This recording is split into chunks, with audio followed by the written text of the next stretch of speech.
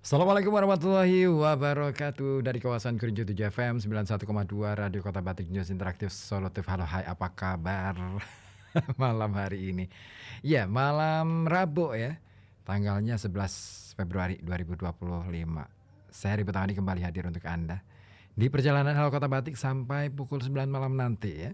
Dan Anda pastinya bisa bergabung melalui saluran telepon 0285424474 ataupun melalui WhatsApp di 0855420912. Ya, kali ini sebenarnya sih harusnya ada Anda dan keluarga ya, tetapi karena narasumber kita ini berhalangan hadir, ada keperluan, jadi ya sendirian lagi deh. Nggak apa-apa ya, yang penting ada Anda yang menjadi kawan saya ya, dan saya juga jadi kawan Anda pastinya. Tapi nggak apa-apa, yang penting lagi malam hari ini saya pingin nih bawain satu buku untuk Anda. Saya pingin bacain ke ruang dengar Anda ya, menghadirkan ke ruang dengar Anda. Semoga aja nggak bosen. Ini kita coba bahas satu buku, judulnya The Psychology of Money, ditulis oleh Morgan Housel.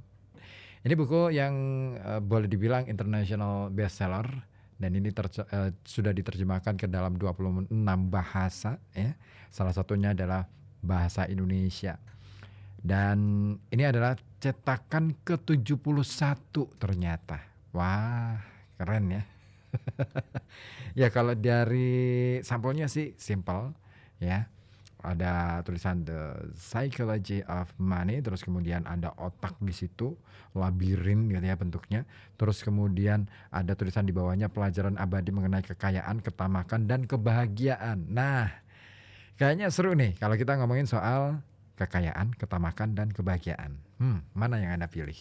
Wah, pasti pinginnya bahagia ya. Tapi gimana sih caranya bahagia? Buku ini coba menawarkan sebuah cara ya, minimal cara berpikir kita untuk bisa menemukan kebahagiaan di dalam kehidupan kita, terutama yang berkenaan dengan bagaimana kita mengelola keuangan kita. Oke, saya akan mulai dari ini dulu, sebuah pengantar. Nah, saya bacakan untuk Anda. Di pengantar ini Morgan menuliskan begini bunyinya.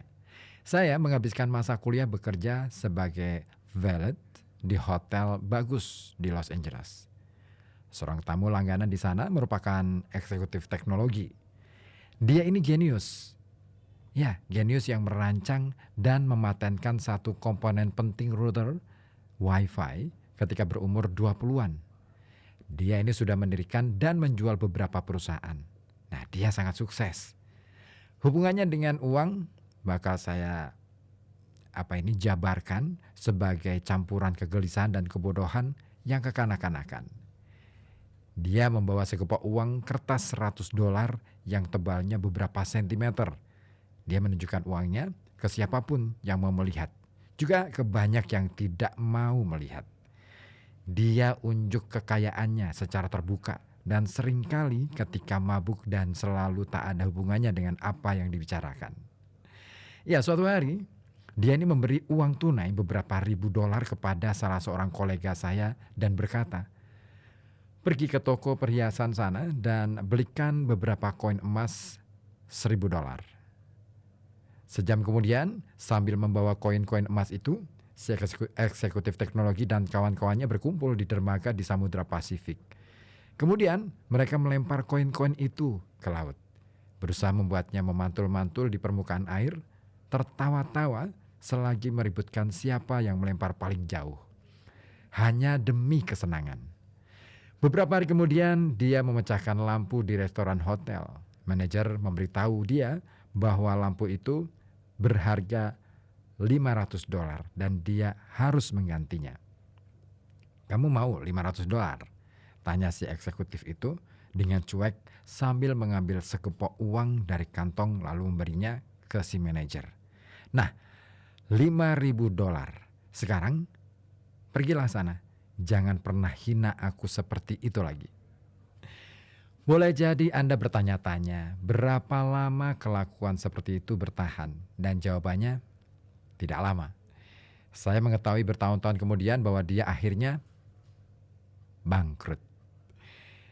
Premis buku ini adalah bahwa mengelola uang dengan baik tidak ada hubungannya dengan kecerdasan dan lebih banyak berhubungan dengan perilaku Anda.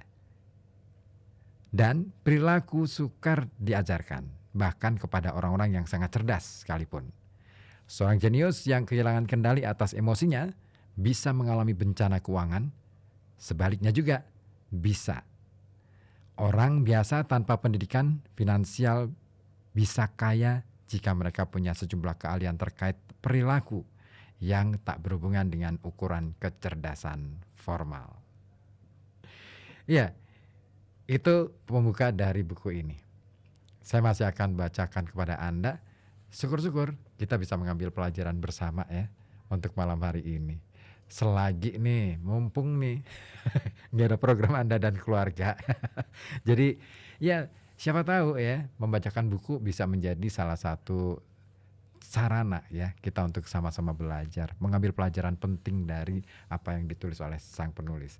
Tadi sudah kita sedikit ulik ya mengenai bagaimana kemudian cerita tentang seorang jenius yang kaya raya karena proyeknya berhasil mematenkan salah satu komponen router WiFi. Ya, router WiFi itu mesin kotak yang biasanya dipasangkan untuk memancarkan sinyal WiFi di ruangan-ruangan itu loh. Nah itu salah satu komponen salah satu komponen dari router itu adalah paten dari salah seorang teman dari Morgan Housel. Ya, dan saya akan bawakan kepada Anda lebih lanjut lagi, lebih rinci lagi. Kayaknya seru juga nih kalau misalkan saya bacakan buku ini kepada Anda. Syukur-syukur ini bisa jadi pelajaran kita bersama. Anda pengen bergabung untuk berbagi informasi? Silakan ya. Terbuka untuk Anda. Silakan Anda bisa sampaikan melalui saluran telepon 0285424474 atau melalui WhatsApp di 0855420912.